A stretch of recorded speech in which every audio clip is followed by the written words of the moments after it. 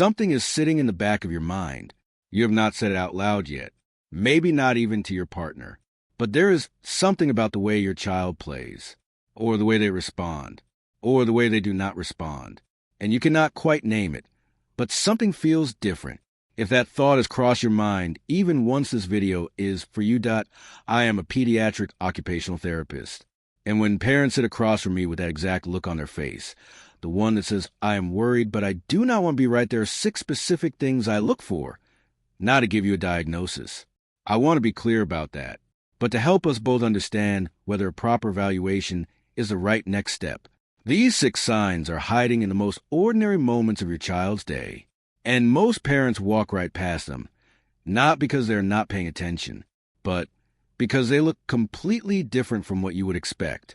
Stay with me, because sign number 4 is the one that surprises every single parent I have ever worked with. If this is something you've been quietly worrying about, subscribe right now. Every week I share practical, honest, science-backed content for parents navigating exactly these kind of concerns. Now, let's go through all 6.1. How your child uses eye contact. Most parents hear this question and immediately say, yes, absolutely. My child looks at me all the time. But that is not quite what I am asking. I am not asking whether your child makes eye contact. I am asking whether they use it to communicate. By 18 months, children should be using their eyes to share excitement, looking back at you when they spot something cool, to express feelings, scrunching their nose at broccoli and then checking your face, to ask for things, looking at you, then the biscuit, then back at you. That is eye contact doing the work of communication. If your child looks at you, but not quite for those reasons, that is worth noting. Point 2, what their play looks like. Play develops in a predictable sequence. By 2 years, children involve others in their play. Toys come alive. Storylines appear and they change day to day. With autism, play can look repetitive. Lining up toys the same way every time. Spinning wheels rather than driving the car. Or what looks like creative pretend play, but it is actually the same script from the same show, played out in the exact same order every single time. Point 3, whether they share things with you. Not asking for help. Sharing just for the sake of sharing. Finding a stick at the playground and holding it up. Spotting a bird and pointing so you see it too. Children do this dozens of times a day. They want to bring you into their world. If that impulse is not quite there, that is something to notice. Point 4, whether they follow your point. You point to something across the room and say, look at that. Does your child follow your finger to the object, or do they look at your hand? This is the one that surprises parents most, because it looks like such a small thing.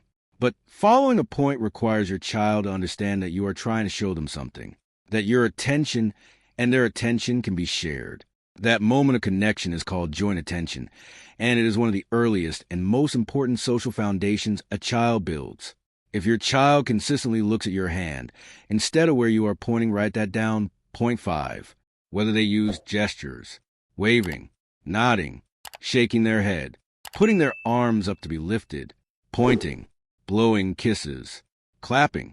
By 18 months, most children use gestures constantly, and crucially, they pair them with eye contact and sound at the same time. That a child with autism might use some gestures, but they may be inconsistent, waving one day, not the next, or they use them without looking at you, or they only gesture when prompted, never spontaneously. It is not just whether they wave. It is whether they wave while looking at you and making a sound, all at once. Point 6, whether they consistently respond to their name. The key word is consistently. Most toddlers miss their name the first time. They are absorbed in what they are doing, but by the second or third call, they look up, they register, they acknowledge. With autism, this response is often inconsistent. Some days they respond immediately. Other days you can be standing right next to them, saying their name clearly and receive nothing. This is not deliberate. It is not defiance. It is more that they have not yet fully connected the fact that their name belongs to them, and that when someone says it, the expected response is to look up. If you notice this pattern, the very first step is a hearing test. Rule that out first. But if hearing is fine and the pattern continues, that is important information. If you found yourself nodding along to several of these, take what you have noticed to your child's doctor. not to panic. Not because something is definitely wrong, but because early evaluation, when it is needed, makes a real difference. And the parents who act on that quiet feeling in the back of their mind are the ones who get their children the support they need earliest. You noticed that already matters more than you know. That if this helped you, save this video. Share it with one parent who has been carrying that same quiet worry. And if you have questions or want to share what you've been noticing with your own child, leave a comment below.